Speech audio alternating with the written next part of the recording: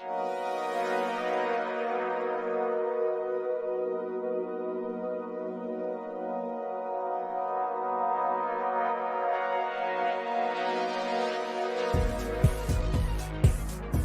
everyone, thank you for tuning in to another episode of Paranomaly Beyond Disclosure. Now, we are a weekly podcast focusing on the paranormal, the supernatural, and the metaphysical. Now, join us for thought-provoking discussions on paranormal phenomena, conspiracies, and all things unexplained as we talk to researchers and investigators about ghosts and hauntings, UFOs and aliens, urban legends, cryptids, and so much more. Please be sure to like, subscribe, and follow to receive notifications when new content is made available. You can also visit us at www.paranormallypodcast.com for more content and information, including all our social links. I thank you again for watching and or listening, and we hope to see you for the next episode of Paranomaly Beyond Disclosure.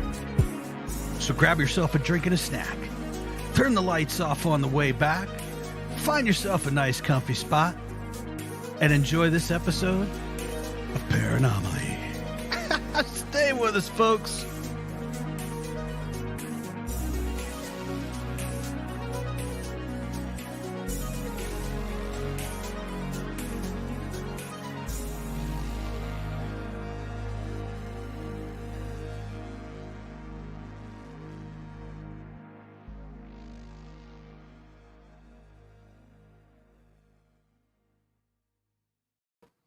Hey everyone, thank you for tuning in tonight. We have a wonderful show coming up. We have Kathleen Marden. She is the niece of Betty and Barney Hill, and she is definitely way up there in ufology. She is Kathleen, tell us what part of MUFON are you with? I am the founder, and I was the director of MUFON's experiencer research team for 10 years.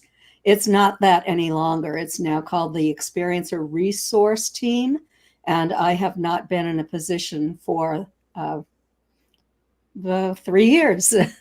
So I am not active in MUFON today. I'm a consultant to the ERT. Okay, all right. Now, tell us a little bit about yourself. How did you get wrapped up in UFOs and aliens? What's your thoughts on the paranormal, ghosts, hauntings, things like that? Have you had any experiences with that?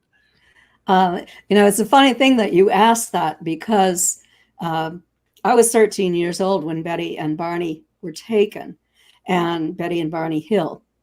And then by 1965, 66, Betty was working with a team of scientists who were giving her script so that she could go out at the same time every night and send telepathic messages to these ETs, giving them the coordinates of where they should come in and show themselves. And then scientists would go out and look to see if they could see a UFO. And two of those things that I don't think the scientists were involved, but Betty was doing this on her own, asked them to land on my grandparents' farm. Well, I grew up across the street from my grandparents' farm, and craft did come in and land. There were witnesses to it. But after that, not before that, we started to have this paranormal activity in my childhood home. So I was probably about 17, I'd say, when this occurred. And I saw a light orb. In fact, this is when I was an adult and I was back visiting my family. I had my young son with me, and he was staying in one of the rooms where this paranormal activity was taking place. And he woke me up during the night, just making a lot of noise. I was in the room next to him. And I went in, opened the door, the nightlight was on, and there he was frolicking with this orb jumping up into the air and trying to bat it around. I know orbs could be a number of different things, ranging from plasma to ball lightning to ghost orbs to ET consciousness orbs, that kind of thing. But he was having a great time with it, and I was in such shock. I just scooped him up and carried him into my bedroom, and that's where he spent the night with me. In another case, with that particular room, I was in college, and my parents had a cabin cruiser that they took out on the ocean fishing on weekends. So they invited my boyfriend to come down, spend the previous night in that same room, and go fishing in the morning. So in the middle of that night, we heard a whole lot of noise. And my mother she woke my mother up. She dashed into the room, and the coat hangers had lifted out of the closet and flown across the room and landed on top of him. So, I mean, weird things. Another time, doesn't end there. Another time, my husband and I were visiting again. This is years later. And we stayed in my mother's bedroom. All the other beds were twin size beds. So she stayed in a twin bed. We stayed in her bedroom.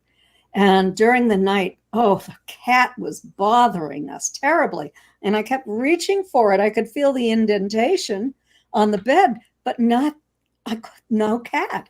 We turned on the lights. We searched the room for the cat and couldn't find the cat. The weight was still there. It was like something unseen was walking on the bed. And so I spoke to my mother about it the following morning, and she said, "Oh, yes, I forgot to tell you about that." And, in our survey, I've worked on 3 major surveys with about 5,000 experiencers. And we discovered that 74% of the experiencers had that sensation of something unseen walking on their beds. And also orbs, these orbs that seem to have intelligence in their homes, more than 50% had those. Wow, that's incredible. And I hear a lot of people say about their orbs when they're talking about UFOs and things like that. So that is validation for myself. Yes. Yeah. And I've heard also people make that same analogy to it. It felt like a cat jumped up on the bed. I think there's a lot of people that say that same thing. Yes, and I was working with one of the experiencers whose case I was investigating, and it was a good case. So I always stay with that person for years, until the end. Mm-hmm. And he started to tell me about the sensation that a cat was walking on his bed, and somehow I had never put this together before or equated it to extraterrestrial activity. Mm. And so I said to him, "Well, did you have a cat who died?" And he said, "No, I've never had a cat." "Well, how about the people who lived in the house before you? Did they have pets?" And he said, "No, I'm the first one to live in this house." And and he was quite an experiencer. I ended up over the years being able to collect a great deal of evidence from him. And did you have the sense that these paranormal events of paranormal activity were somehow related to the ETs that Betty and Barney Hill had contact with, or what's your thoughts and feelings on that? Yes, I do think that it was related to Betty's and Barney's experience. We were not having it, as far as I can remember, in my childhood home prior to that. Betty and Barney were not having it in their house, but they were reporting this paranormal activity in their own homes as well. doors opening and closing, faucets turning on by themselves, lights turning on and off by themselves without a problem with the electricity, that sort of thing. Mm-hmm. Mm-hmm. Well, why don't we get into the case? Like I said before the show, so we'll move through it kind of slowly and methodically, Okay. and in a kind of discussion sort of format way, sort of leaving opportunity and space for questions. But yeah, go ahead and go ahead and start it off. Okay. Well, I was 13 years old. I'd just gotten off the school bus, and my mother was in the kitchen, standing by her ironing board and talking on the telephone and smoking her cigarettes. She and Betty were both chain smokers. And there was concern in my mother's voice. I was listening to what she was saying. I knew she was talking to my aunt. And then she said, well, I'll call our neighbor when he arrives home from work and ask him what you should do. So then my mother hung up the phone, and I said, what's going on? And she said, oh, well, Betty and Barney went on a vacation to Niagara Falls. And well, I'd been on a vacation to Niagara Falls 2 months before that, and I had been showing Betty and Barney the photographs. And Barney said to Betty, do you think you'd like to go to Niagara Falls sometime? And she said yes. So she had a week-long vacation. She was a social worker for the state of New Hampshire. And he worked for the post office. And so he decided to ask for a few days off to surprise Betty with this trip in September. Mm. And when they were on the trip, they had a close encounter with a craft.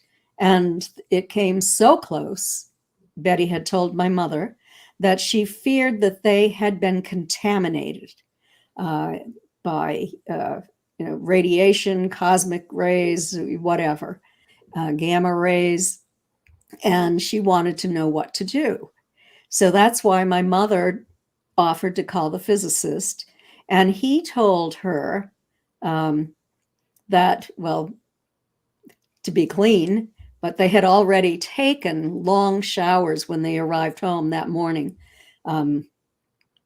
They felt very clammy, dirty, far different than one would feel simply from driving from Montreal down to Portsmouth, New Hampshire. Mm-hmm. So they had taken long showers, and this physicist, for some reason, said, if you have a compass, take it out to your car and see how the needle reacts. But we all know how it's going to react if you go up to the hood of the car by the battery. That's common sense. She started on the side of the car, and then she went up to the trunk of the car, and she saw new spots that had not been there the day before. They were shiny. They were all about the size of a quarter or a $50.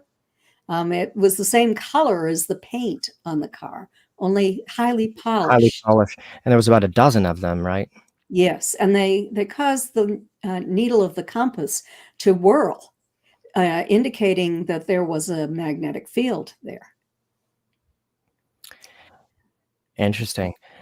So let's rewind and go back to the journey. So they're coming back from.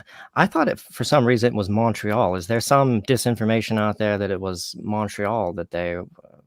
I could have swore the one documentary said that they were coming from Montreal, but it was actually Niagara Falls. Well, no, this was over a period of days. They first went to Niagara Falls, then they went up and traveled through southern Canada. And they spent the night again, just west of Montreal. Then they went and spent the day in Montreal. They thought they might spend the night there. But it was in the afternoon, and it was rush hour traffic by the time they were leaving to find a hotel. And Barney did not like city traffic. He didn't like cities, Mm-hmm. even though he'd grown up in Philadelphia. And so he just kept driving, and he was on the route that would take them back to New Hampshire. And he had been well rested the night before.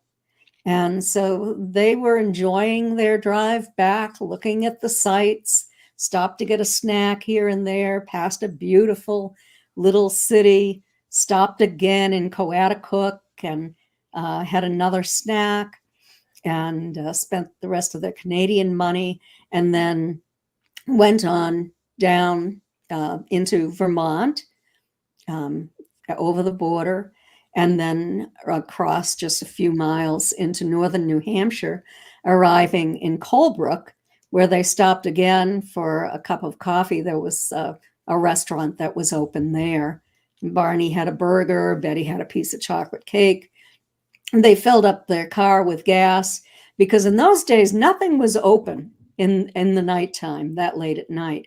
It was, they left the restaurant at 10 o'clock, set their watches before they left, and just thought that they'd be home in 2 to 3 hours. And so it actually took them something like 7 hours. Oh, no, I'm sorry. It would have been 5 hours, not 2 to 3. It was 2 to 3 from a place in the central part of the state. So about 5 hours from Colebrook. If I'm not wrong, though, and maybe she was just mistaken at one point. In one interview, she actually does say 7 hours at one point. It did take them 7 hours. Oh, okay. When it should have taken 5. They thought that they would be home at between 2 and 3 in the morning. Their calculations and the speed limit, etc. It was a light, bright night, so Barney was driving above the speed limit. And they, of course, they had their short stops, just to observational stops to look up at this craft. And that became visible between, so after they left Colebrook, they eventually got to Cannon Mountain or Indian Head. It was in between those 2 points that they started to notice, and they just thought it was a shooting star, or they thought it was, I think she thought it might have been Jupiter or something at first. And then it just became apparent that it was moving erratically or something like that. And then at some point they started to feel that it was following them. Yes, they stopped just south of Twin Mountain at the Mount Cleveland picnic area. And Barney had a gun in the trunk of the car. He had taken it with them because this was a spur of the moment trip. They only had the money that they had at home. The banks were closed. And so he put the gun under the wheel well in case they had to sleep at the side of the road. They had no idea how much money the hotels would cost and that sort of thing. So they did have the money to stay at a hotel, but when they stopped at the Mount Cleveland picnic area, Barney got out to walk the dog. Her name was Delcy. She was a dachshund, cute little dog. And that's why they stopped to walk the dog, or did they stop? Well, Betty wanted, the craft had come in closer, and Betty wanted to get out and look at it through binoculars. Barney was a confirmed skeptic. He thought she was ridiculous. That was his favorite word. In his military background, kind of, he was, just to point out here, he did have a military background and knew something about planes and aircraft. Yes. And he was a sharpshooter too. And so he had the gun because there were bears in the area. There were picnic barrels. And so he would shoot the gun to scare the bear off if a bear came out. And then, they got back into the car. They headed into Franconia Notch, which is a beautiful area of New Hampshire. It's where the mountains close in. There's a river that runs, the Pemigewasset River runs beside or between those mountains. Yes, and Route 3 at that time, US Highway 3 ran through there. is no longer 3. It's Route 93 now, and it's an interstate. But it was Route 3 in those days, which was a major highway in New Hampshire. They entered Franconia Notch, and there ahead of them was the craft over Cannon Mountain. Over the highway. They were still on the highway at this point, right? They were on the highway. Uh-huh. Yes, over Cannon Mountain. The craft went over the top of the mountain. And then they came to the Old Man of the Mountain, which was our state symbol. And it was just a rock formation that looked like an old man's face. It was 48 feet from forehead to chin. And it was hovering beside the Old Man of the Mountain's profile. And Betty told me that it was 1.5 times the length of the old man's profile. Mm-hmm. It was rotating. They could tell that it was lighted on only one side because they could see the dark side of it and then the light side of it.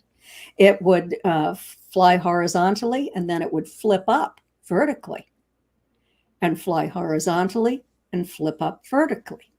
It is in the first letter that she ever wrote to NICAP, where she's describing the flight pattern of that craft. And then it started bouncing back and forth in the sky. We say a ping pong ball today, but Barney said it moved like a yo-yo back and forth in the sky. Uh-huh.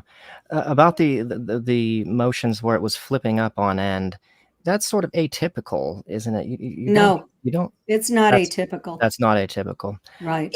Okay. Yeah, I haven't run into that many cases where craft have done that, but yeah, I'm just new at this. But yeah, they usually tip up if they're going to fly upward. Okay. And so they pulled over. So whenever it came out onto the highway, they pulled over right at that moment. It came over the highway later on, to about 20 minutes later. They stopped. They looked up at the Old Man of the Mountain through the binoculars, looked at the craft, observed its unusual motion, how it would kind of zigzag, and then they got back into the car and they headed south. Barney wanted to arrive home. He didn't want to spend a lot of time looking at this thing. And Barney at that point he looked at it for the first time and thought, no, that's definitely an aircraft. No, that was at Twin Mountain where he looked at it for the first time. Okay. And was dismissing it. But he said it doesn't turn like an aircraft. It's coming straight back in a straight line without looking as if it's turned. And then he's at the Old Man of the Mountain, and it's very obvious that it is unconventional, but he still wants to explain it away as being something else. Right. So this was the major sighting moment then, when he went through the kind of, oh no, isn't the major one is at the close encounter field. Wow, it's amazing how convoluted people's narratives are of this. People. Oh, absolutely. I've listened to like at least 3 or 4 accounts of it, and they've totally skipped this section here that you're describing right now. Well, I happen to be Betty's and Barney's niece, and I was on that route, tape recording statements over and over again, and I did the most thorough investigation and research project I believe that anyone has ever done on this. Yeah. That's why it's so important for us to talk to you, so that we could get the facts. Because, like Jim was just saying, sometimes so much gets missed, or there's so much embellished that didn't happen. Right. So it was our honor when you said, yes, I will come on. It's so frustrating for me when disinformants intentionally embellish the story, remove parts of what happened and replace it with something like a distant light in the sky in dreams. that kind of thing. Right. That's just not what happened. Right. So Betty and Barney are back in the car going south on Route 3. They exit Franconia Notch, and now they're in the tourist section of Lincoln, New Hampshire. This is where the cabins, the overnight cabins are. And so they could have stopped if they wanted to, but Barney felt that he could drive home without any problem. Although one disinformant keeps telling people they were so tired they must have been hallucinating, which is complete nonsense. So they passed the Indian Head Resort. If you go there today, you'll read the sign that the state of New Hampshire, it's a historical marker, state of New Hampshire erected to showing talking about Betty and Barney's experience. So you pass there, you're about a mile south of there, and the craft swoops down and it stops right beside the highway. Mhm. So they're heading south. This would be on the west side of the highway that it stopped. Barney stops the car directly in the middle of the road, straddling the line, the center line, so he won't be directly under that craft. It's now about 200 feet in the air, and it slowly descends to about 100 feet in the air. It's very close. It's not down the road. It's right up. It's there. It's a good thing he didn't drive under it, because I interviewed people in New Hampshire who tried to drive under one and ended up in it immediately. So anyway, he stopped the car, took his binoculars, got out of the car, and he is looking up at it. Betty is still in the passenger seat, but the internal light is on in the car. So he's looking at it, trying to identify it, but all he could do, he described it as looking like a huge pancake hovering silently in the air, not moving. Suddenly he stepped back from the car, and when he did, it flew across the highway and descended lower. We have a picture, Todd, or we might have a picture of this, possibly, of what the craft looked like, Barney's diagram.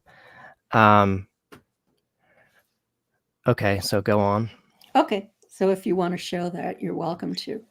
Yes, he sketched that on the morning that they arrived home.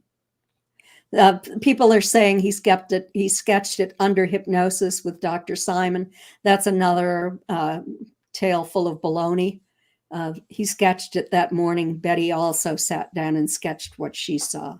So, this is how it looked when it was over the highway, over the car. They could just see these red lights here. And it was about 200 feet high when he saw it here. This is how it looked after it shifted over the highway and descended. So he's looking at it. Go ahead. Did the red lights sort of separate from the sides of the craft? Or are those panels on the bottom one? Are those sort of panels that had opened with the red lights, or is that the ray of the red light sort of shining towards the craft? Or Barney described them as being little bat wing type structures. Those are his words. Yeah, so that was sort of part of the craft. So it was, yeah. And there are other cases historically that Dr. Irena Scott found of the same description. Now, Barney could see figures standing in the windows. This is in a report written on September 26, 1961 to NICAP. They were dressed in black, shiny uniforms. One was staring down at him, and suddenly all of the others turned in unison and walked toward a panel that seemed to be on the back of this hallway that they were in. That one stayed at the window, and all of the others he could see now from probably their hands went up, so he could see that. And he could see them all the way down to their knees. And when this happened, these little fin-like structures started to slide out from the craft, and something started to drop down from the bottom of the craft. And that looked like what? I heard it described as a kind of a telescopic kind of appendage or something that sort of unfolded or... Yeah, Barney didn't know what it was, he said, if it was some kind of a rope or what, but I know what it is. I actually have a photograph of one and from one of my cases that was captured on a camera that was set up in another part of the yard before the camera shut down. And it was like a wide laser light kind of thing. It comes down, it absorbs the human into it, and the human is carried up to so that's the device that generates the beam talked about in the abduction phenomenon. Yes, this is the beam. Yeah, I mean, he didn't draw it, but that's interesting. So in most abductee cases, they never describe the device that's generating the beam. It's just the beam that comes in, and they're levitated up on the beam. So you think this was the thing that actually creates the beam? Yes, well, I don't know what creates the beam, but it comes down from the bottom of the craft, right? Or it can penetrate solid surfaces as well, right? So that is the point at which Barney became so frightened that he pulled the binoculars from his eyes, severing the leather strap. Betty was in the car. She was very fearful for him. She was going to go out and get him, but she heard his feet pounding on the pavement as he was running back to the car, breathlessly telling her that they had to get out of there or they were going to be captured. And as he got into the car, he looked up, and the craft was now moving in his direction. He shifted the car into gear and went speeding down the highway. What do you think it was the actual the watching the craft and the telescopic device descending from it that gave him that impression that they were going to try and capture him? Or do you think that there was any kind of telepathic exchange at that moment where maybe they had stated to him, their intentions in some kind of way? Or what do you think really made him think that they were going to capture Betty and Barney? Well, he told Walter Webb, the NICAP investigator who came out in early October in response to the letter that Betty and Barney had written to NICAP. He told, and Webb was a scientist, he was an astronomer. He told Walter Webb that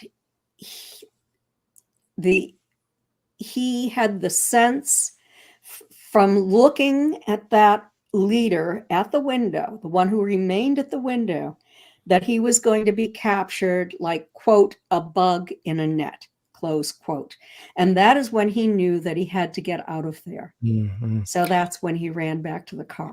And I remember him saying during the hypnosis that he was looking at their eyes, and he felt that he could read things from their eyes, and that their eyes sort of were saying something, which is interesting. I mean, I don't know if there was a telepathic message there. Under hypnosis, this leader was saying to him, Barney is saying, stay there, just stay there. Right, yeah. Keep looking. So it could have been a telepathic message. It's not uncommon for experiencers who are about to be taken to be given these telepathic messages. Do you think they intended to capture them right there and then were unable to, maybe, and had to do it later on? Or why do you think they said stay there? Well, Barney didn't stay there because he became, they probably did intend to take him. I mean, with that thing coming out, all of the signs were there that he was going to be taken. Mm-hmm. And, then they'd go over and they'd pick up the vehicle and they'd take Betty. That's the standard way that if you're outside driving a vehicle, that they take you. So anyway, he did manage to get back to the car, and within moments, he and Betty heard a series of code-like buzzing sounds striking the trunk of their car. That's where the spots were the next morning. They hadn't been there the day before, or that day before they had that experience. And so they felt the car vibrate. They felt an electrical kind of a tingling sensation pass through their bodies. Betty felt of the metal of the car to see if she'd get an electrical shock. She didn't. And that code-like buzzing sound was compared by Barney to the sound of a tuning fork that had been dropped. Interesting. Yes. And so this is the moment, or roundabout the moment where they're not consciously aware of it, and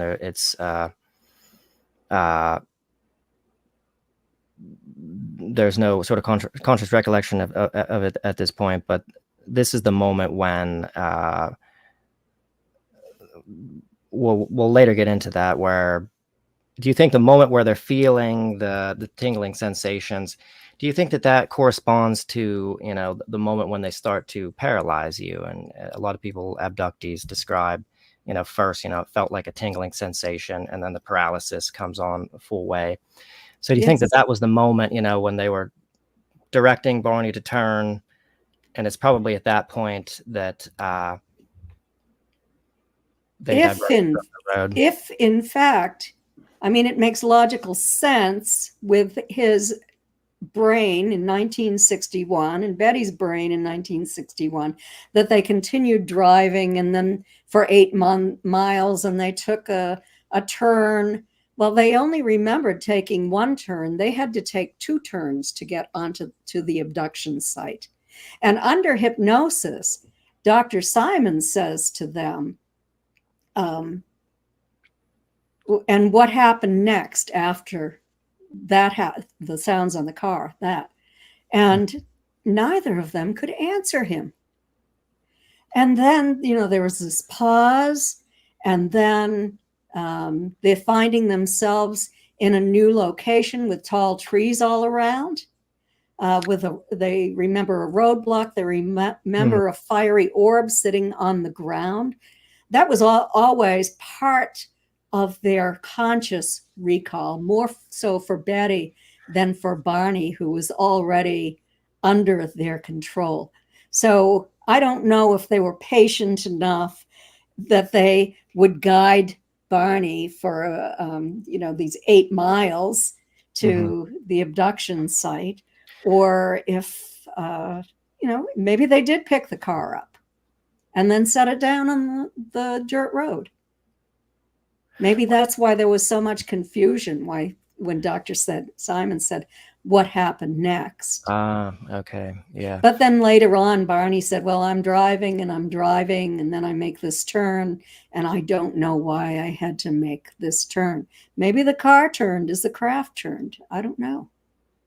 I mean, this is speculation on my part right now. Nobody knows. Right. Do you think, though, that sometimes, during the course of regressions, where there's a piece where you just can't uncover that piece, that there's something important there? Or do you think that something is being done manipulation-wise, to sort of block out certain sequences, or because you hear that sometimes, a lot of times, the abductee just never can seem to remember, even through regression, the return. Some people do, but a lot of people, there's just a gap there, with the return. And I always wonder about these sort of gaps that can't seem to be accessed through regression. And what thoughts have you had about how to explain that? Oh, I've done experiments personally with it in the presence of a non-human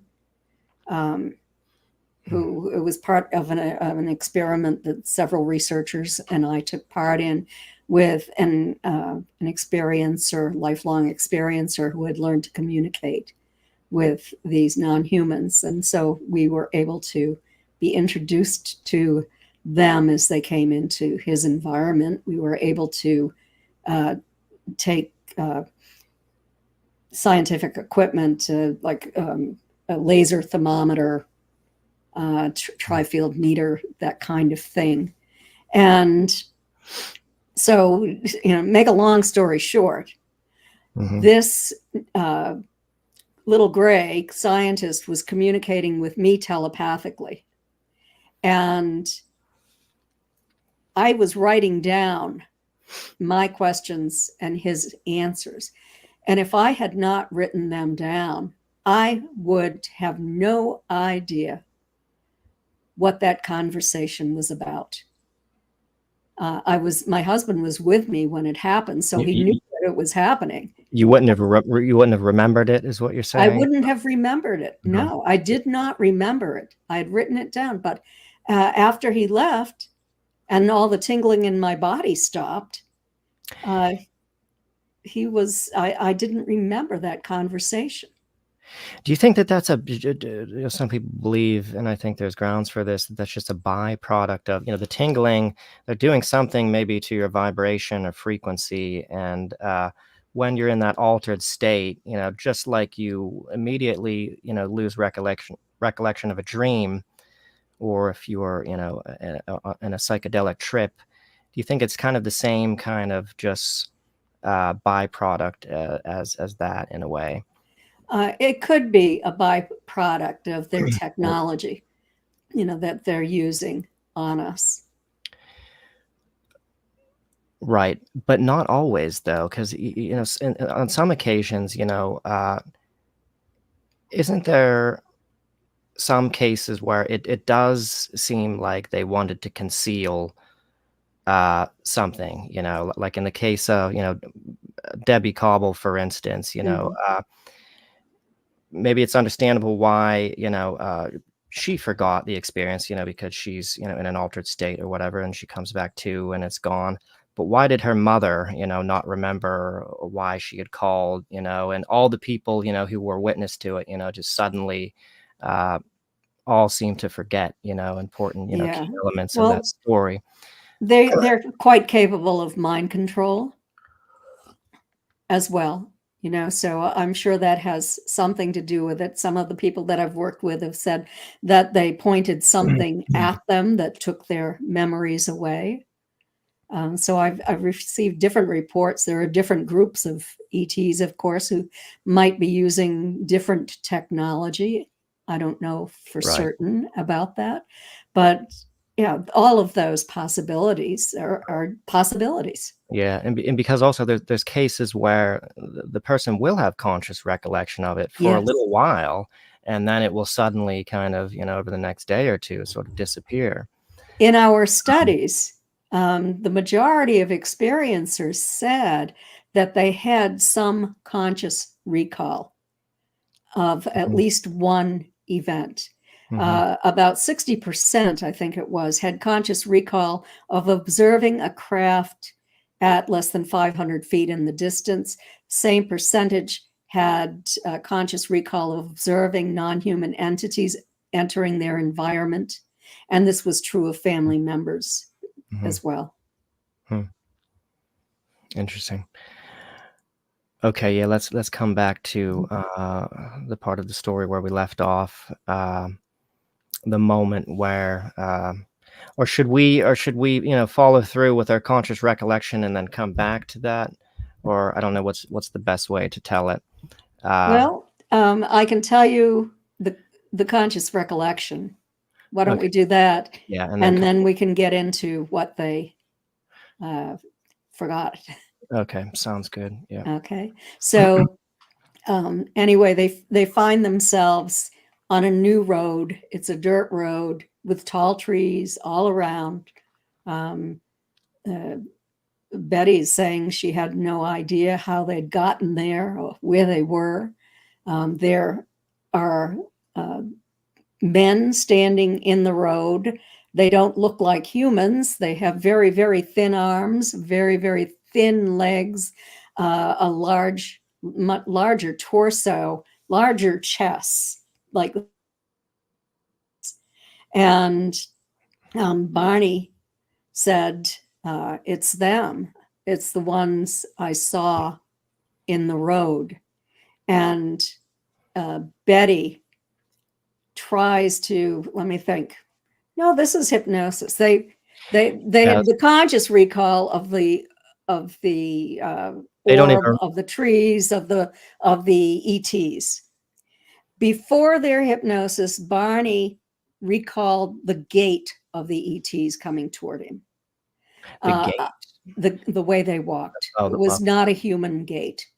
So they do remember, because, or at least this might have been edited badly. The documentary that I saw, it seemed like the conscious recollection was that they just, after the sighting where Barney was panicked, they had just driven home. They remember the beeping and they remember the vibrations, and some accounts, seem to suggest that they didn't remember, the turn onto the dirt road or anything like that. Yeah, if you look at the historical records, it's in the historical records that Betty and Barney started to go up to the White Mountains to search for that road in early 1962. And that was before the hypnosis sessions with Benjamin. The hypnosis sessions were in 64. So she did have conscious recollection of that. Yeah, they recalled that. Yeah. And then the next thing they knew, they were on Route 93. It had been constructed as far as Northfield and at the Ashland area. And in Northfield, they started talking to one another again. They heard a second series of buzzing sounds that restored them to full consciousness. And they drove home looking for a police officer to report this to, looking for a restaurant that might be open where they can get a cup of coffee. Nothing is open. They couldn't find a police officer. They just drove home to Portsmouth. It was dawn when they arrived.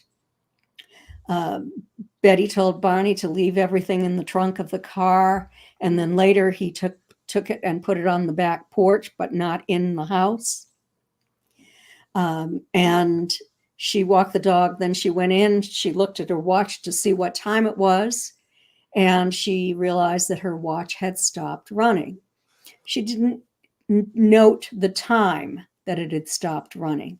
But she looked at the clock on the wall in her house, and she set her watch to 5:16. Her watch never ran again. It was broken. Barney's as well. I have her watch. And wasn't it froze? Wasn't it froze on the time that it stopped? It would have been, but she didn't take note of it. So we don't know precisely at what time it was broken. I suspect it was when the craft was over the vehicle. Yeah. And there was that strong, kind of electromagnetic activity coming down. Yeah, and that makes a lot of sense right there. I like that part. I think that with the UFO coming after them, that would produce enough to stop their watches. Yes, I mean, and that was quite common in the early days with wind-up watches because of the magnetic field. It was quite common that magnetic fields would interfere or Were cause. would break wind-up watches because Uh, of the spring. okay, right. Yeah, and they had that issue with the Bermuda Triangle. Mhm. Instruments would spin out of control. Some would stop. So yes, it very much makes very much sense. Mhm. And so So, oh, go ahead. I was just saying, I'm puzzled by, so she already has the sense, that she may have been contaminated with something. Uh, what about that? What do you think? Do you think, or that's the part that I just can't understand, do you think that's intuition or what do you think explains the feel? And they both had this feeling, right? Barney also Yes. felt this way, and they were showering frequently. So they got home and they both felt they needed to take a really thorough shower. Mhm. Do you think they were exposed to some kind of radiation or Well, talk? from what I know, I think that they were exposed to a sterilization process. And also, you have to consider the fact that it was maybe uh, some kind of fungus or yeast that grew on Betty's dress that that pink were powder. from the floor of the craft, from where they wrapped their long fingers around her upper arms. The dress is completely saturated. Um, Is this the pink powder that blew off in the wind when she put it on the? Okay. yes, but the dress is discolored and heavily saturated in those areas where, well, first was they were escorting her, and the second one was when the examiner removed her dress. First, he broke the zipper because he didn't know how about a zipper. He Mhm. tore it apart. Apparently, it's a very strong hand, and one hand tore the thick zipper fabric. The other tore the stitching Mm. on the dress, and so then the dress. She helped him because he, was having difficulty with it, and the dress dropped to the floor. So dropping to the floor, whatever was on that floor deposited Mm. onto the dress. And so, Interesting. uh, And so you would think that it was something, if it was uh, got there from dropping on the floor, something intentional that they have on the floor. Some, you would think that their floors wouldn't be, contaminated with something that. Yeah, I mean, you would think that that would be a well, pristine environment. Whatever it was had to be, intentionally there. I well, would they think. worried about germs, and they always worry about catching something from us, but uh, the Mhm. way they eat, the way they absorb food through their bodies could leave this residue on their bodies and would be on the floors. So it could look pristine, but um, be contaminated with whatever residue is left from taking in food through their pores and excreting food through the waste through their pores. Is there any precedent to that? Is there any other cases where a similar pink powder was left on a garment or um, I believe that David Jacobs had one case like that. hmm, It only grows under special circumstances. Has to be in a warm, dark place to grow. I had one case where the man was taken and his tan t-shirt ended up turning pink, had a lot of pinkish residue on hmm, it. After I told him to put it into a paper bag and put it into a dark, warm closet. And I told him for 2 weeks. I should have told him a month. But when it went to the scientist, who was the same scientist, Phyllis Budinger, an analytical chemist for BP Amoco, formerly Standard Oil, had worked there for 35 years, had a master's degree in chemistry, and then had her own laboratory. She did an analysis on Betty's dress and also on that T-shirt with the pink substance on the T-shirt. But she said that that pink substance on the T-shirt did not resemble the pink substance on Betty's dress. So that was perspiration or something from the experiencer's body, she thought, on the T-shirt, but not on Betty's dress. Okay, and so what were some of the other mysteries that they had? Well, the tops of Barney's dress shoes were so deeply scraped, is the word he used, that he had to purchase new shoes. Of course, he was very sore from pulling the binocular strap, the binoculars away from his eyes and breaking the strap. Yeah, the binocular strap was broken. And they were kind of achy. They were achy. And just to mention, though, about Barney's shoes, he was someone, I think this was mentioned by Richard Dolan, that was meticulous about, his shoes. And he was a meticulous dresser. He was a pretty sharp dresser. Yeah. And so something had to have happened. Just to jump real quick to the hypnosis tapes, because I thought this was kind of odd. I remember him saying during hypnosis that he was watching his feet drag, but he wasn't feeling any of the rocks. And he said that was funny or something, that his feet weren't bumping along the rocks. That's right. He said, you probably haven't heard, I have all the tapes. You probably haven't heard that part, the complete part of it, but he decided that he was not going to pick up his gun or defend himself because he feared that he would be harmed. So he opened the door of the car, he put his foot on the ground, and they took him. He said he felt as if he were floating. He knew that they were holding on to him, but that he could not feel the weight of their hands on his body. So it was because he was completely, the paralysis had, was completed. Most likely. And that's why he couldn't feel those feet bumping. His feet were bumping. At first, but he said, and he felt as if he was floating, but only the tops of his shoes were bumping along the rocks. And then he could feel them slide up something like a ramp. And they bumped over something, some elevated panel or something at the top of that ramp before he was taken into that hallway. Okay, interesting.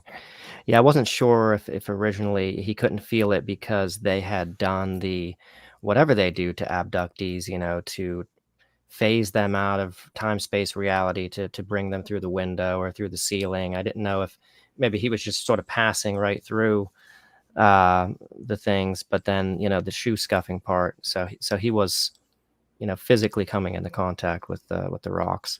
Yeah, early on, they did take quite a few people physically.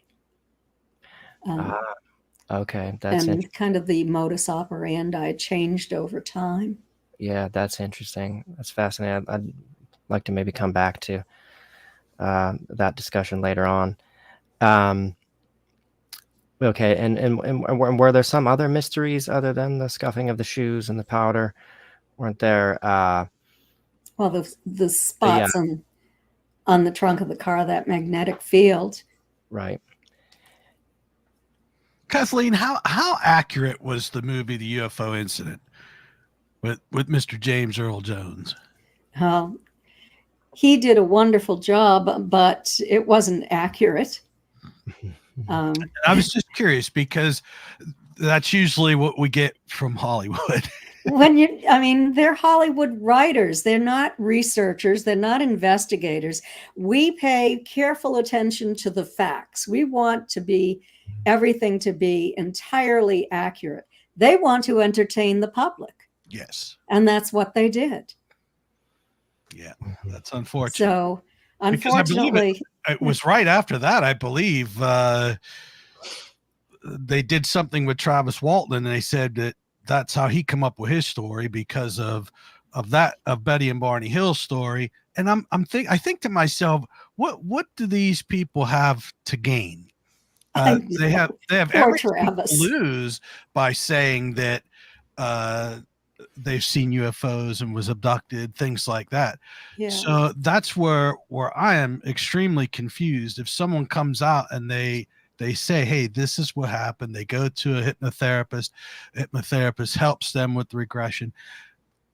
I find that extremely plausible if they do it that way, because they have nothing to gain.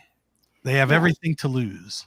And most experiencers don't want their story to be taken to the public. They want their privacy. You can't imagine the impact it has, the negative impact on someone's life. I mean, talk about ontological shock from the experience itself.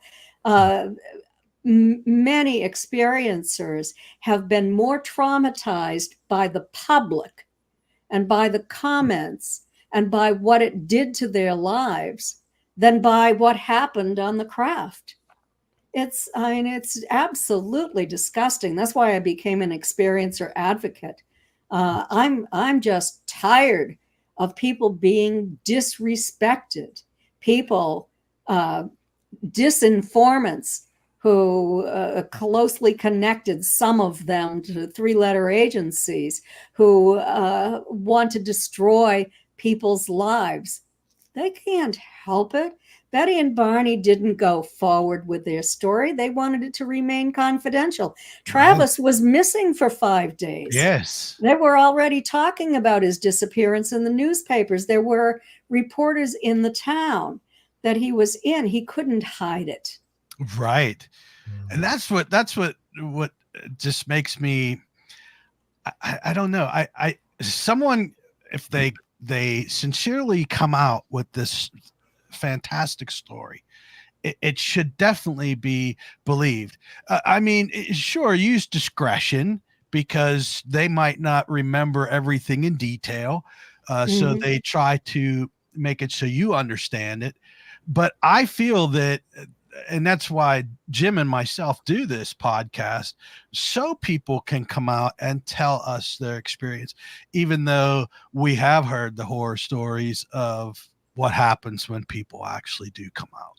Yes. Yeah. And there's something to say about, in many of cases with abductees, the fact that they doubt it themselves. They oftentimes want to be found, that there's something wrong with them. Very often. This is overlooked, by skeptics, and they can never find any, patterns of any kind of, psychopathology or anything like that, with that. I mean, many of them are really traumatized, by the experience, but there's no consistent psychopathology. There's no consistent, personality disorder. There's the case of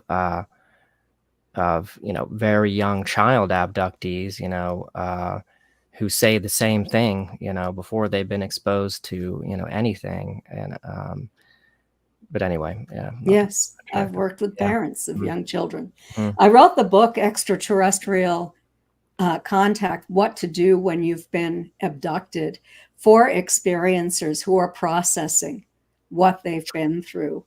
It's the most comprehensive guide, and it comes highly recommended by everyone that has written about my book, that it's the best book on the market, best book ever written on that topic for experiencers who are seeking help. And I wrote it when I was still director of the ERT, and I invited 3 of the brilliant women that I worked with to write chapters in the book as well.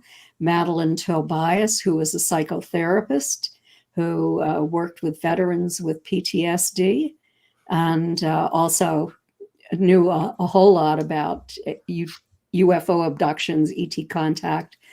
Denise Stoner, who I wrote about, and she joined me and wrote some of the information about herself in my book, Alien Abduction Files, with Denise Stoner too. And she specializes in the paranormal, but she's also an intergenerational, lifelong experiencer. And so she wrote about angels and demons, and she wrote about the paranormal overlay in the book. And then Ann Castle, who is a brilliant woman and a psychic, and she talked about the psychic changes that people go through after they have been taken. Yeah, that's very interesting. I just find it all completely fascinating, especially the ones that want to say that what these people experienced, they didn't experience. I mean, they weren't there. How would they know what I know. They're not in their bodies. And their stories never changed. Betty and Barney Hill's story, they never changed their story. It was consistent. They never did. Everybody else changed it, but Betty and Barney didn't change it. Yeah. And you know, talking to you, I'm really learning more and more about the disinformation and that, you know, why is it so incredibly important to disprove Betty and Barney Hill's story? I mean, I really don't understand. They come out, they told their story. It never changed. It didn't deviate, but yet everyone's like, no, that's not what happened. Well, the Pentagon wants you to think that people aren't being taken. But if you read Lou Elizondo's new book, he talks about, you know, military pilots and military officers who have been taken, and the scientific studies that have been done on them. So yes, yeah, of course, but they don't, for some reason, want people to know that Betty and Barney were just driving down the road and this happened to them. Right. They're afraid that people will be frightened by this, but Betty and Barney weren't hurt. Dr. Simon said to Barney, "Do you feel like you've been kidnapped?" And Barney said, "No, I wouldn't use the word kidnap because the word kidnap implies that I've been harmed, and I wasn't harmed." These non-humans reassured Betty and Barney over and over again that they would not be harmed, that they only needed to do a few simple tests, and then they'd be on their way home. Well, let's go over that in full detail. But first, just wanted to make sure we covered everything with the mysteries when they arrived home.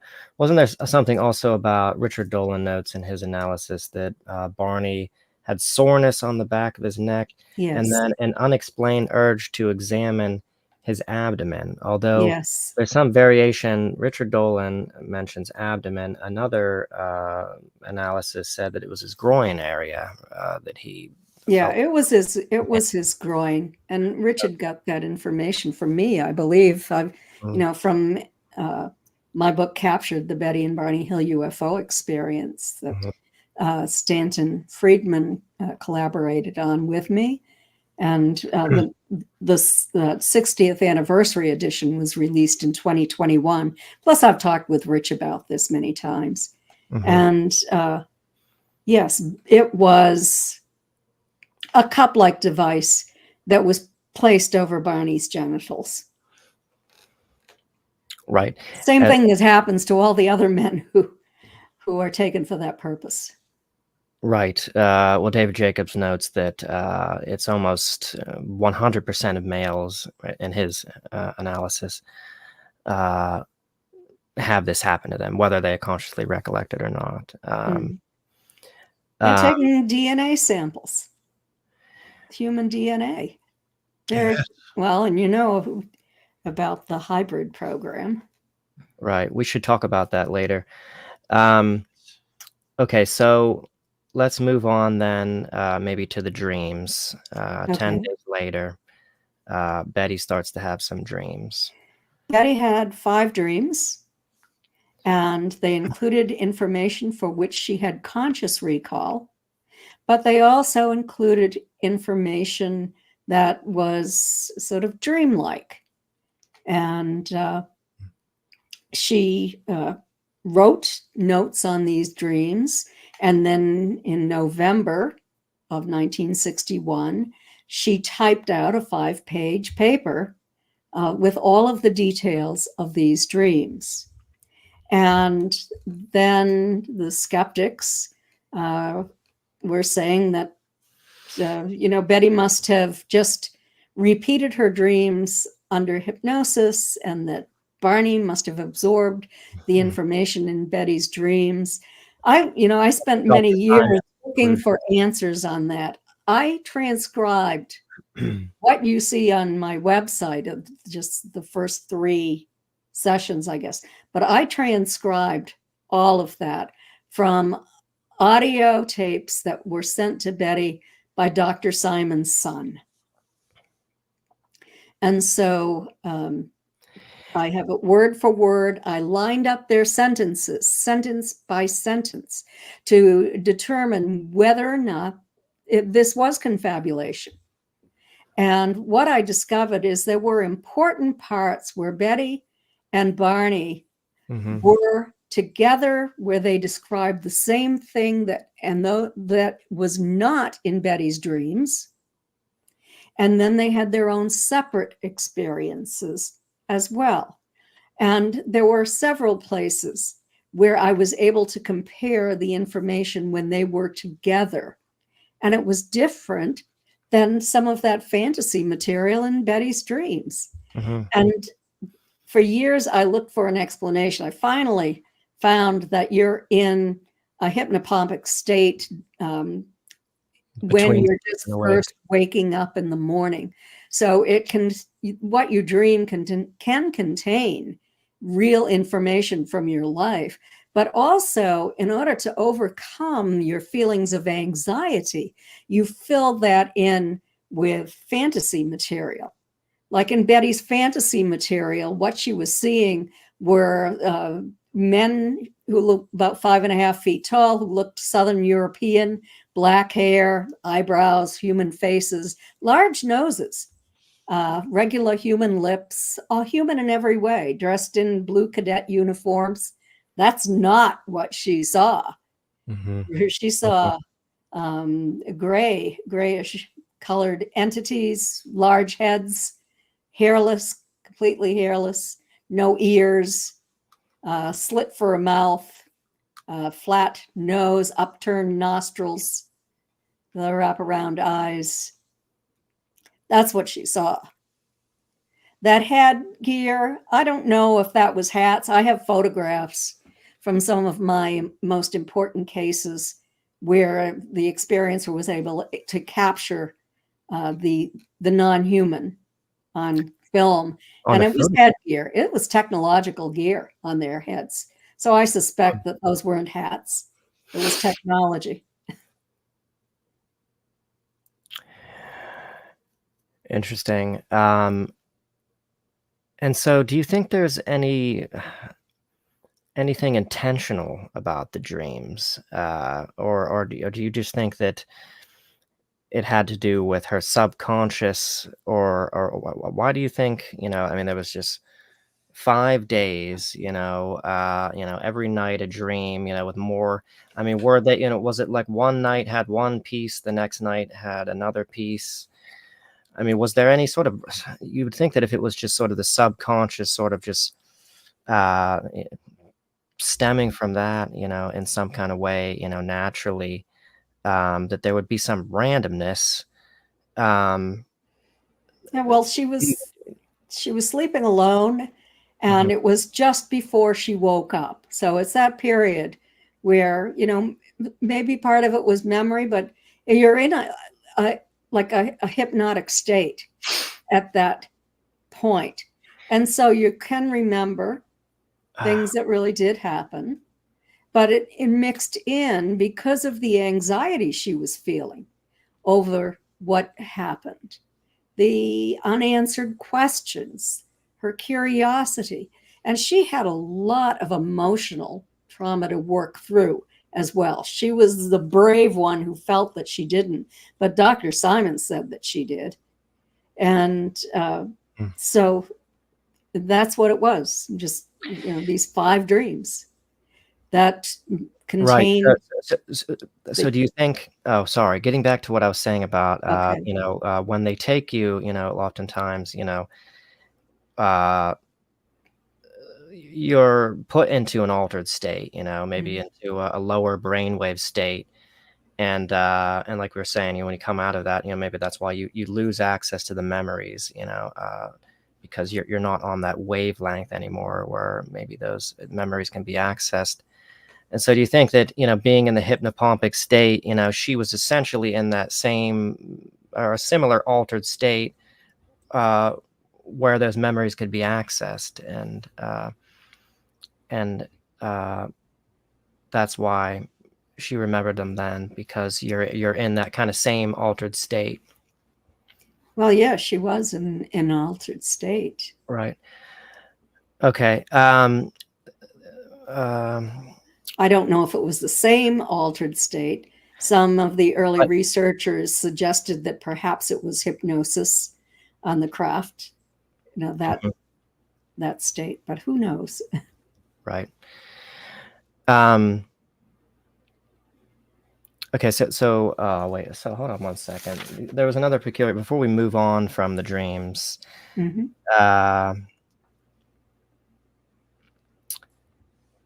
So this made me wonder about the abduction phenomenon. I think the kind of conventional wisdom is that when an abductee, has a really, really vivid dream and of an abduction event, a night, I think conventionally we think, that's when the abduction happened, that might have been a real experience, and not actually a dream.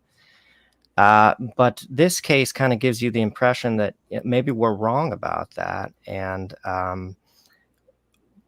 the dreams, that abductees have that seem like there might be real events, it might just be recollecting of the abduction later on.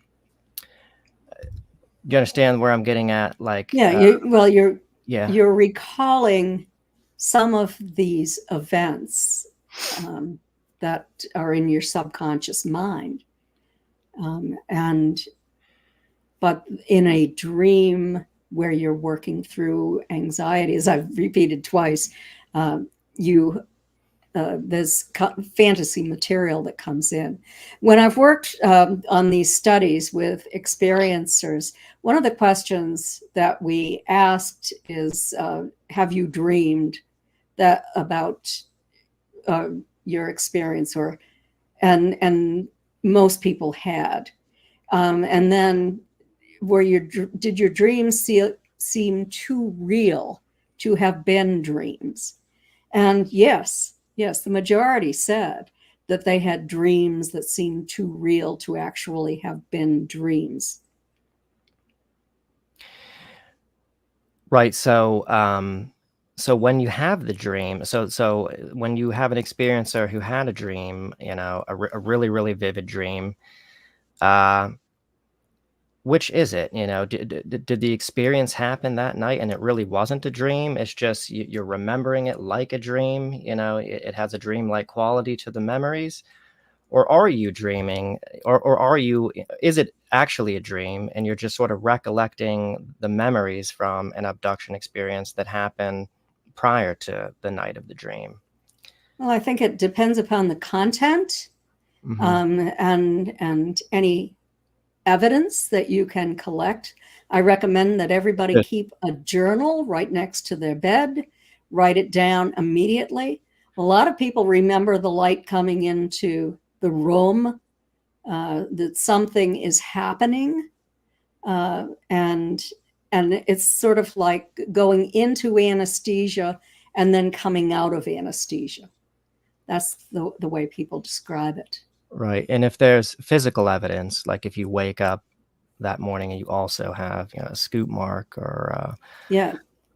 then perhaps that, it wasn't a dream. You're just recollecting. It feels like a dream, and the Yeah. memories have a dreamlike quality to it. And not necessarily a scoop mark, but a lot of people around the world end up with the same unusual patterned marks on their bodies. Look for these patterned marks, photograph them if you find them. If you have a UV light, it's not that expensive to purchase one. You can get it online. It's a flashlight, UV light. Go into a dark room, check your body out for any kind of fluorescence, patterned marks, hand marks, fingerprints, that kind of thing. In the genital area, it could be yeast from the human body. You could also have things like oils or creams fluoresce, but I'm talking about specific patterned marks, not something that is just common to the human body. What about the red grid phenomenon? When you say pattern marks, I'm thinking of the red grid phenomenon. Is Yeah, that those really what you mean? red dots. Yeah, Right. that's a common one. Uh-huh. Right. And you Mhm. think that all of those people that have the red grid show up on their body, highly likely to be abductees? Unless they created it because they wanted to be, but Mhm, that would be a pretty sick mind that would do that. mhm. Okay, so just finishing up with the dreams. So this is where really the dreams are what really sort of change the tide as far as her conception of things, and she starts to uh, at that point what as a result of the dreams. Oh, she's extraordinarily curious.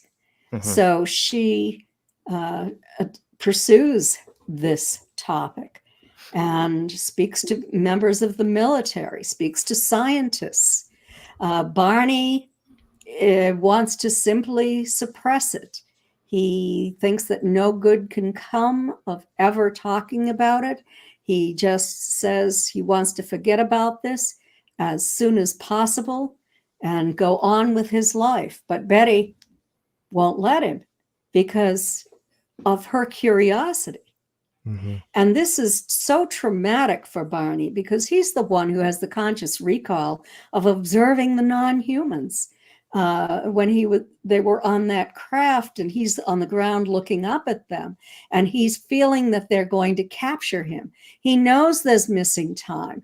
He knows there's physical evidence that something happened. And this bothers him terribly.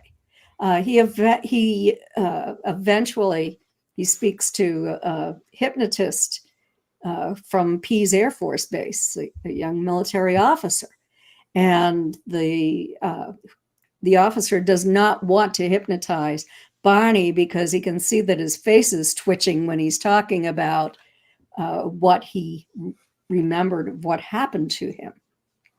And so they start looking for a hypnotist or a psychiatrist who uses hypnosis. And so they go and they meet with one in Massachusetts. And he said, I don't want to hypnotize you right away. Give it time. Over time, you'll remember more. And then we can talk about it. And so he gives it time. But Barney is so troubled by this, he ends up with bleeding ulcers. He ends up hospitalized. He has high blood pressure. He has to take a 3-month leave of absence from his job because of this. So he has reached a point of crisis. And this is when he is referred to Dr. Benjamin Simon because he had been working with a psychiatrist and it wasn't helping. But this psychiatrist knew that Ben Simon had worked highly successfully with veterans who were returning from the war and World War II. He had been the chief neuropsychiatrist at the Mason General Hospital on Long Island in New York. And the movie Let There Be Light was made about his successful work with veterans who were suffering physiological symptoms as the result of the trauma they experienced during the war. So this is why Barney was referred to Dr. Simon. Dr. Simon had invented a unique process and had helped many people. So the intention, I kind of got this wrong when I studied the case. The intention was then not to, uncover or investigate the ET phenomenon. It was to help Barney heal from whatever he experienced. Yes, but then Betty went to the initial meeting with Barney, and she asked Dr. Simon if he would hypnotize her. And so he agreed to hypnotize her. She wanted to know if her dreams reflected reality. And so he decided to take both of them on as patients, but he saw them separately, and he reinstated amnesia at the end of each session. He did that for two reasons.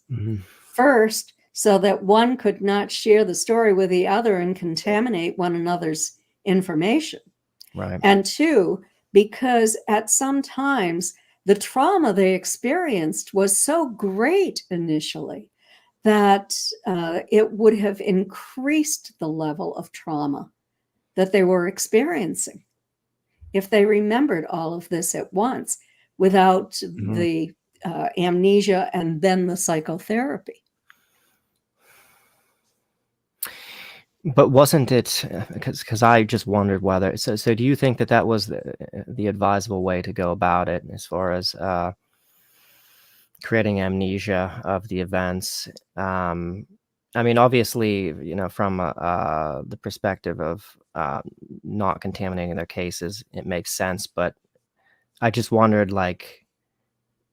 do regressionists, I've never heard of a regressionist doing that today, and I was wondered if that was something that, do you regard it as advisable current day, that kind of I'm method? Retired now, but when I was working with more than one person who was abducted, and we wanted to just have clean cases without contamination, I would work with people that way. As well. And, I had a high degree of admiration for Dr. Simon. I studied his technique, and he was at the top of his field. He was in who's who in America among psychiatrists.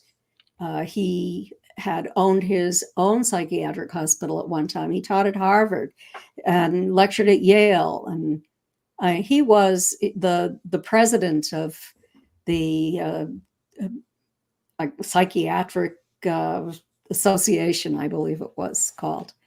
And so, but he didn't know anything about ET contact. He didn't even believe that it was possible. He was like Barney before Barney realized what it was. He didn't believe it was possible, so he was looking for any possible prosaic explanation, and actually at one point badgering, in my opinion, the Betty and Barney to try to persuade them to his belief instead of their experience of what had happened to them. So today we know a lot more about it. And, I'm a hypnotherapist, certified hypnotherapist, and a quantum healing hypnosis practitioner. And because of COVID, I closed my practice a couple of years ago. But we know how to work with experiencers today. We know what it's all about. We know what's going to happen. We don't reveal a lot of that information. And the primary use of hypnosis is to help people to overcome trauma, not to determine whether or not it was real, but to help people to overcome the trauma related to it. I always say to experiencers, It's up to you to determine whether or not this was real. I don't live with you. I don't live in your body. If you present me with a whole lot of evidence, over a period of time, together we could determine that. And I have with several people. But, if it's coming down to just a hypnosis session with someone who's had an experience and has not yet collected any evidence, then it's just working through the emotional impact of that, the shock, the trauma. It's helping people to accept it, to understand what occurred. Right. Do you think that modern day abductees are still going through the sort of same ontological shock as abductees of previous decades? I'm just curious about this question real quick. I've just kind of been under the impression that maybe something has kind of shifted with that, and the abductees that I've run across who've had more recent abductions don't seem to resemble to me at all the abductees of the 70s and 80s and 90s, in terms of how they're handling it. They seem sort of more quickly able to adjust to the reality of the ETs. And I'm just curious what you think about that before we move on. Yeah, I think that is true today. And 75% were taken for the first time when they were less than 20 years old, according to our research studies. And most are intergenerational contact events. So it's passed along family lines. And I think it's the person's background. Let me give you an example of one of my cases. Mm-hmm. There were two women paranormal investigators. They had professional careers, but this was their hobby. They had a very good reputation for what they did. And they wanted to meet with a confirmed experiencer who, we knew it had happened. Tremendous amount of evidence. And so I introduced them to this person. They set up their meeting. They're meticulous in the way they set up. One of them is a historian, does the history and genealogy of the family, where they're from, of the house, of the land, everything. They're just incredibly scientific in what they do. They want the experiencer to try to call in craft. So he's calling in craft. It's about 10 o'clock at night, and they see a craft come in next to the moon, and it's coming down closer and closer. And they're holding their equipment in their hands and asking questions, trying to record EVPs. And all of a sudden, they're holding on to each other. Their equipment is not in their hands. They're weaving back and forth. They're feeling nauseated. They find their equipment underneath a bush. They had the camera set up in another part of the yard. Bell and Howell caught some evidence on that. They go into the experiencer's house, and his wife says, "Where have you been?" They said, "We've been out in the yard." And she said, "No, you weren't. Do you realize what time it is?" And here it is. It's 1 o'clock in the morning. So they all had different attitudes about this, different emotions. The experiencer was just fine with it, didn't mind it at all. One of the paranormal researchers was ready to go, went without any resistance or fear. The other one ended up with trauma. and had to work through that trauma. And why? Because she had read and heard about the horrible things that happen to experiencers, how you put on a table and treated like a lab rat, and all of the negative information, and how fearful she should be. And therefore, she was fearful. She didn't even meet the Greys. She interacted with the Nordic types. They told her that they had known her through all lifetimes. They treated her very well. They gave her information. There was no physical examination involved. But she had this trauma without realizing what had happened. So different people react differently. I think that your emotional makeup has a lot to do with it today.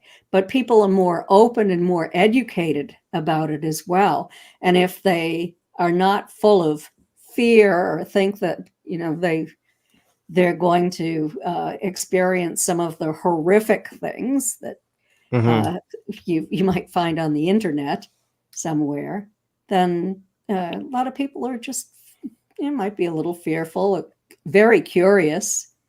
They want to know what happened.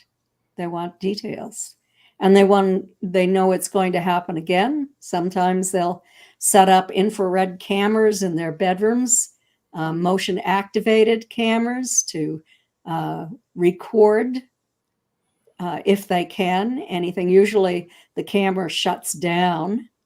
You can count the number of days between the times that you've been taken, so you're prepared, so that number of days in the future you will be all ready for this, and try to collect evidence. Are there patterns like that in terms of the duration of time in between abductions?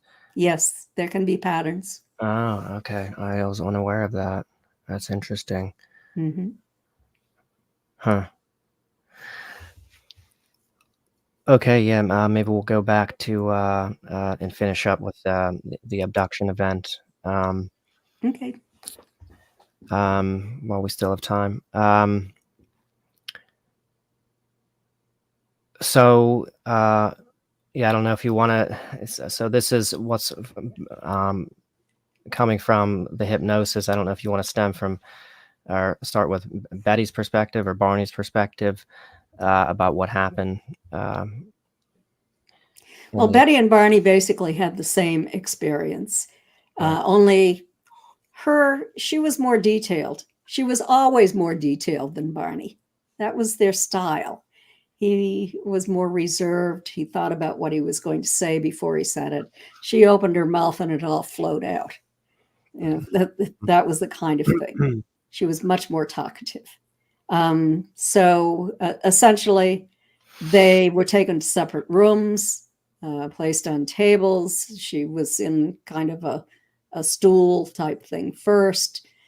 They were partially undressed. They took Betty first. There was only one examiner on that craft. They were very interested in their skeletal structure, their joints, their hands, their fingernails, their clippings. They were very interested in their mouths, their teeth, their ears, their eyes, their noses, their nervous system as well.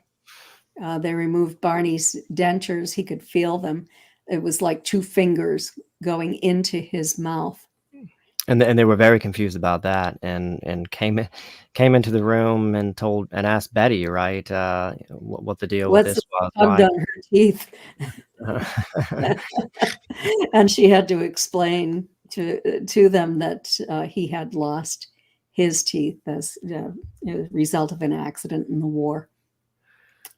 And so they did more with Betty because she had more time with them. Barney was just lying on the table, sort of feigning, keeping his eyes closed, keeping his eyes closed most of the time, taking a peek and then closing them. that sort of thing. She told me that she was very frightened too by the shorter ones, the ones who are the like the policemen on the craft, the guards. They're also the escorts, the little ones who will take you to and from, undress you, whatever. And were they different? They were different looking than the leader? Yes. Yeah. They were shorter, about 3.5 to 4 feet tall, heads larger in proportion to their bodies than the taller ones. But were they the short grays, the typical yeah, short? they were the typical short Oh, grays. they were the typical short grays. Yeah, that was always kept secret for a reason. They so that the scientists would know if another person's story was real, if they described that as well. Mm-hmm. So for Betty, after her examination where the needle was placed in her navel, there was DNA evidence on the lining of her dress there.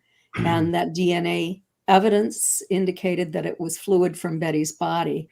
The sample was too old to determine whether or not it was blood. It looked like blood, but it was definitely fluid DNA from Betty's body. It did not seep through to the exterior of the dress. So it wasn't a drink or something that Betty had spilled on herself.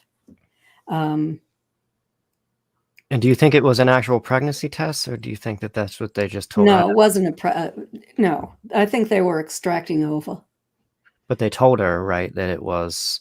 Her understanding and their telepathic language was that it was a type of pregnancy test. Mm-hmm. And so, I think they were looking around at her internal organs and extracting ova. And don't they probably, it's in their interest that you kind of stay calm, throughout the procedures. They've got to give you a simplified, acceptable narrative of what's going on. They couldn't just tell you, well, we're taking, your eggs. I mean, do you think that? Yeah, dumb humans. Right. And you don't want to feel, you wouldn't want the person that you're doing this to feel like you're exploiting them, that you're doing this without their permission. Betty might have objected to having that. Well, she did object to having that done.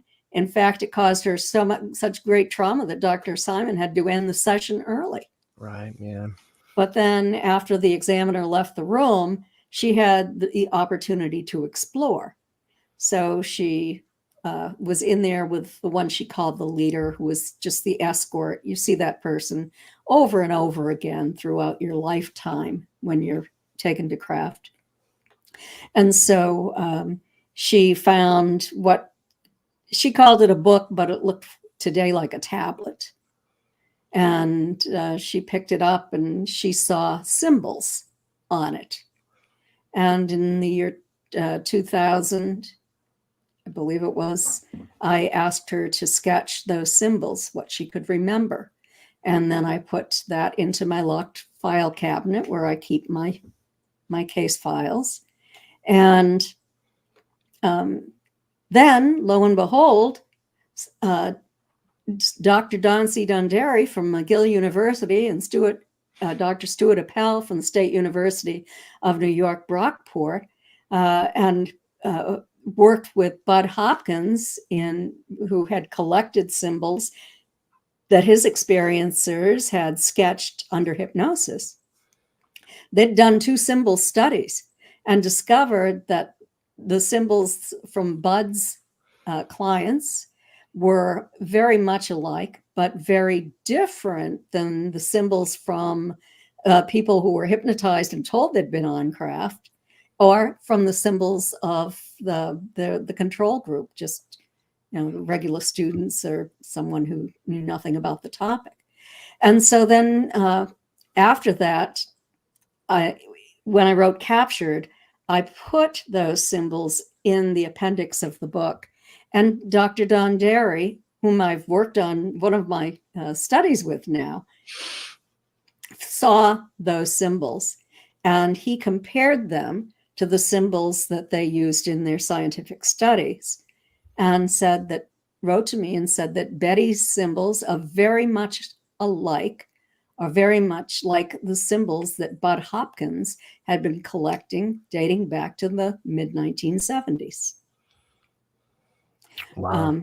From that, Betty, back to the hypnosis, said to the leader, "I know you're not from around here. Where's your home port?" And he produced this three-dimensional star map. It had glowing stars on it that of various sizes and colors. And some were connected by solid lines. There were two large ones in the foreground, about the size of a nickel, I would say, from her sketch, with 5 lines connecting them, meaning that those star systems were traveling back and forth to one another, binary star system. And then there were other stars connected by solid lines, maybe 2, maybe 1. And then there were dotted lines, and those were expeditions. Mm-hmm. So there's been a lot of research done on Betty's star map. We have that Marjorie Fisher recreation, Todd, if you want to bring that up. Yes, that looks like it came out of my files. Yeah, Marjorie. That was some of Marjorie's work. I might have even shown that at one of my presentations. Yeah, but yes, that Marjorie spent years looking for a match. And of course, there were no computers in those days. And she couldn't photocopy any of the information. She had to go to the university and she had to hand copy all of the characteristics about the stars, the distance data, out 54 light years from our sun. And then she would go home. She built 14 models in all using frames that she built and silk thread and beads of various sizes and colors to represent the stars in that portion of our galactic neighborhood out 54 light years. So she had these 14 models. She didn't have a match. But then we made technological progress. And our technology allowed us to get a better reading on distance data. And Marjorie rearranged those stars by the new distance data, and she had a match. So the first Zeta Reticuli 1 and 2. And here, I don't know why that's up. Oh, I know. She overlaid her map with Betty's map. So I guess this is Betty's drawing. This is our sun anyway. But the interesting thing is that although only 5% of the stars in our local galactic neighborhood out 54 light years are sun-like, all of the stars on Betty's map are sun-like stars. And all of the sun-like stars in that volume of space are on Betty's map. And something else that Marjorie found, all of those stars are in, like Stanton used to say, pepperoni on a pizza. They're all in a plane. So it's easier to travel from A to B than it would be to travel to raisins in a loaf of raisin bread, where the stars are all scattered about. Mm-hmm. And one of the astrophysicists who studied this map stated that if we lived on Zeta Reticuli 1 or 2, and one of the planets around them, and we had developed the technology to explore space, these are precisely the routes that we would take. Oh, wow. Yeah, pretty remarkable. Yes.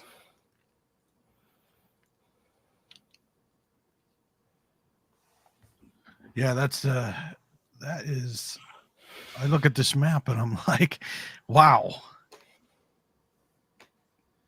Yeah. There was been an update on that done in I'm trying to think, 93 maybe. And it was a skeptical, I think she was a graduate student in astrophysics, and she used about 2,000 models, computerized models. And it's all in my updated version of Captured, the 60th anniversary edition. But what she discovered is that even with all of those models that she looked at and her skeptical attitude, Marjorie's map is the closest that she was able to find. Mm-hmm. Wow. Yeah. Wow, that's interesting. Pretty remarkable. Yes, very. And all of the stars in that portion of our galaxy, that's a portion of our galaxy with a lot of exoplanets.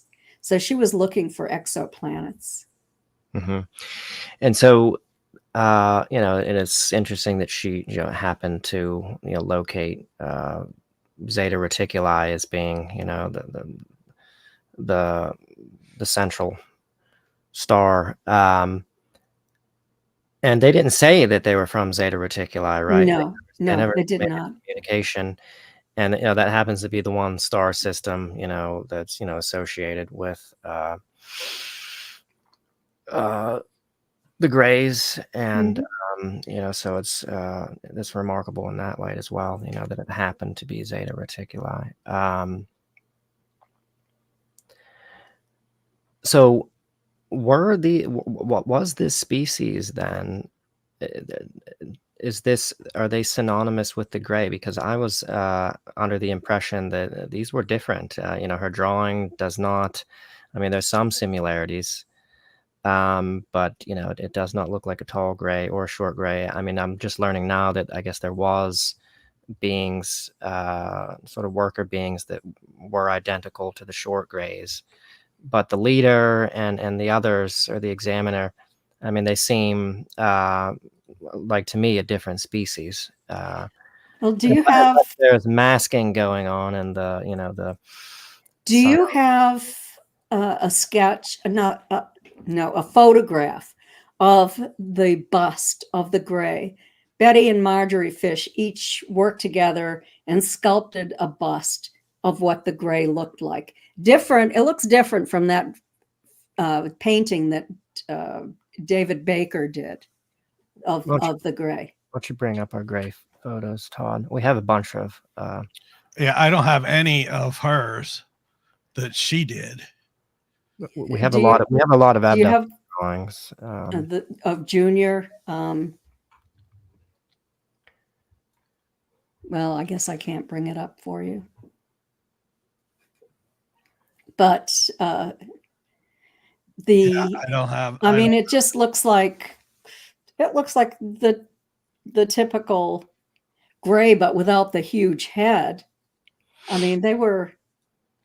They had very large chests, and you see that in a lot of the drawings of the Greys. They had spindly arms and legs, a slit for a mouth.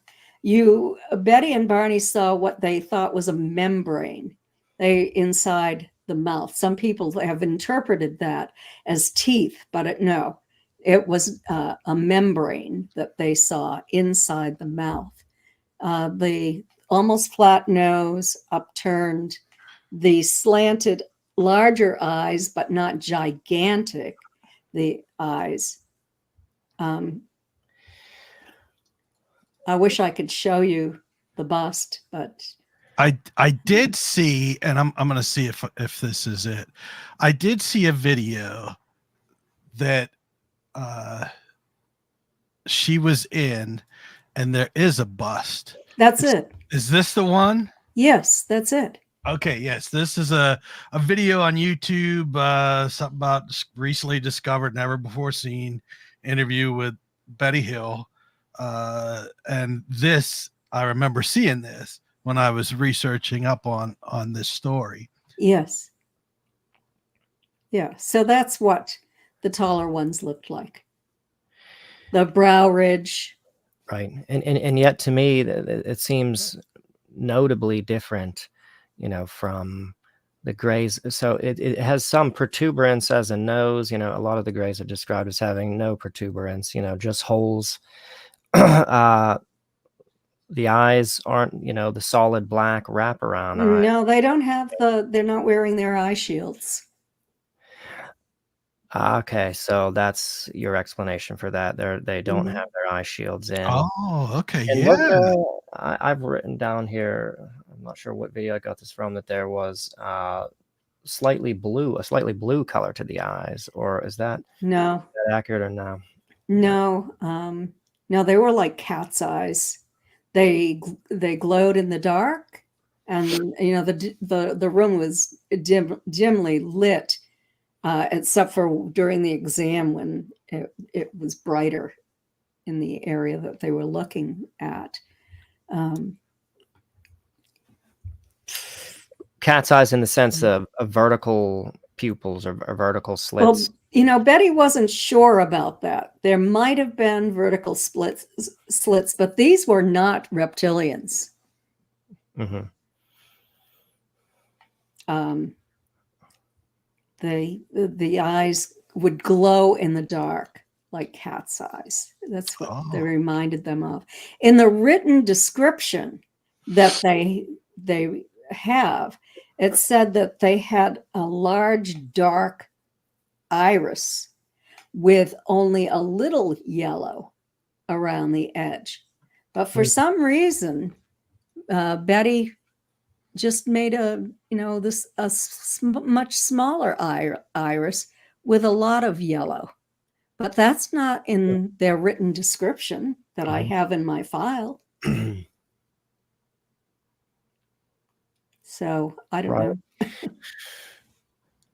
Very interesting. Yeah, very interesting. And so, and this is the other confusion that I have. So in Richard Dolan's analysis, he says that initially, Betty felt that they communicated verbally, and that eventually she changed her mind about that and decided that no, it was actually telepathic. Although in I think it was a 1999 interview I saw, which had to be, one of the last ones I would think that she did, she states very explicitly, all communication was verbal. So yeah, and she had a brain tumor too. Oh, so you think that she wasn't remembering accurately. She made a lot of misstatements in that time frame. Okay. She died from cancer that had metastasized to her brain. She had a brain tumor way back in 1994, 1995 when she was had her stomach removed, a lot of it removed from cancer. Mm-hmm. So it had metastasized, and yeah, she was having some memory problems later on in her life, and some reasoning problems as well. And people, the skeptics love to pick up on that and use that against her, but she was just getting old. And I did not pick up that at all in the 1999 interview. I thought she was still as sharp. She seemed very sharp about a lot of things. Mm-hmm. But then other things, she contradicted herself. In that 1999 interview, she had herself hanging out the window, waving and saying, "Hi, boys." When in fact, under hypnosis, she was trying to look up and was frightened. Mm-hmm. and weeping when she was talking about that. So, I mean, things changed over time. Memory becomes distorted. And a lot of people said that, I mean, she was a genius. A lot of people said that she was extraordinarily bright, encyclopedic, but I knew her better than anyone else. I took care of her when she was dying.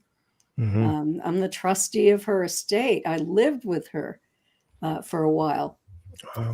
So, and I saw changes in her due to that brain tumor. Unfortunately, it was awful. She was in so much pain. And it was awful for me to see her losing her reputation because of some of the statements she was making. Right. Wow. Well, Jim, do you have anything you want to follow up with? Yeah. So, we are in our 2-hour mark. So last thing, what is the nature of the abduction overall? I mean, do you think that this was a hybrid program type abduction where they were taking? Was this just one abduction of potentially many? Because a typical hybrid program abductee, of course, there had to have been previous and subsequent abductions. Where they in my opinion, this is just my opinion. And I do have some evidence. It was just a longitudinal genetic study on Betty. Barney was sort of secondary. And it was Betty's time to be taken. She was taken periodically after that. I have testimony, evidence, and hypnosis tapes from subsequent abductions. Oh. I was not aware of that. Yeah, Betty didn't want anyone to know that because already she was under attack for the rest of her life. Right. Well, I had an incredible time. And Kathleen, I thank you so much for coming on here and telling us this story. I could listen to you for hours and hours talk about this story. I could actually listen to you talk about any stories, to be honest. It was fun. Can I make one last statement? Absolutely. Yes. Please go to my website. You see it at the bottom, Kathleen-Marden.com, and complete the Marden-Barton survey on religious belief and extraterrestrial life. Anyone can take that survey. First 25 questions are for people who have never seen a UFO. You don't have to be religious. It's just a study that we are doing. The last 25 questions, there are only 50 in all. It doesn't take long to complete. Make sure you read the directions carefully, because if you don't, you're not going to be able to submit it. You're going to have to go through it again. But the last 25 questions are for people who have had experiences. So we're going to be having a statistician look at this and then writing a book on it when we reach 1,000 people. And we're at 932 right now. So it'll be wonderful if you'll help us. Wow. Thank you for that. Everybody get over there to that website and fill out that form. Help Kathleen out here. Please. And you can purchase autographed copies of my books and also my DVD of the hypnosis tapes, my comparative analysis. So you hear Betty's and Barney's descriptions, but stated by them, lined up next to each other. Wow. So yeah, that's all on your website? Yes. Oh, look under Kathy's bookstore. Fantastic. I know there was a lot on there. Jim, you have anything else you want to follow up with? No, I guess we can wrap it up. I did want to ask, so the abduction tapes that you have, those are not all publicly available? They're not. Betty didn't want them to be made publicly available. She thinks of them as medical records. But as the trustee of her estate and as the researcher and her spokesperson, she appointed me as her spokesperson. It was my job to know this case thoroughly, and my comparative analysis of their statements are something that I wanted to prove I'm not just saying this. I'm not being biased about this. You're going to hear their descriptions. Right. Man, that's fantastic.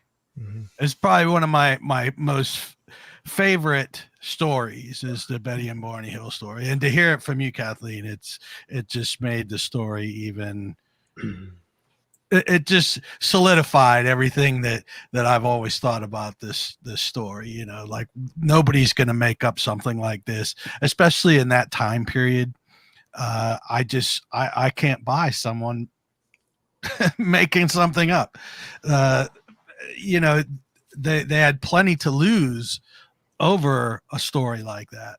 Yeah, and nothing to gain. That's right. And they were an interracial couple too, on top of that. Yes. And that was in the 60s. So 1961, yes. Yeah, 1965 is when it was the violation of confidentiality. In 1966, the first book. That was incredible. Well, thank you so much, Kathleen. And thank you. It was a pleasure. Yes. Great show. I hope that we could get you back on again, talk about other aliens, UFO things. I would be ecstatic. Sure. Sounds great. Well, you have a wonderful evening. Thank you. You too. Thank you for joining us. My pleasure. Bye-bye. Bye-bye.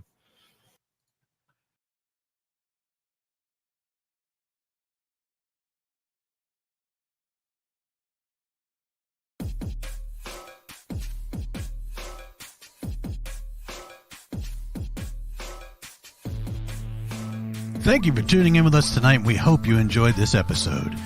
Please be sure to like, subscribe, and follow to receive notifications when new content is made available. A Paranomaly Beyond Disclosure is looking to talk with ufologists, researchers, investigators, contactees, abductees, channelers, and more for upcoming shows. Or if you have stories, photos, videos, questions, suggestions, or comments, please contact us through Messenger or email us at paranomalypodcast@gmail.com. You can also visit us at paranomalypodcast.com for more content and information, including all our social links. I thank you again for watching or listening, and we hope to see you on the next episode of Paranomaly Beyond Disclosure.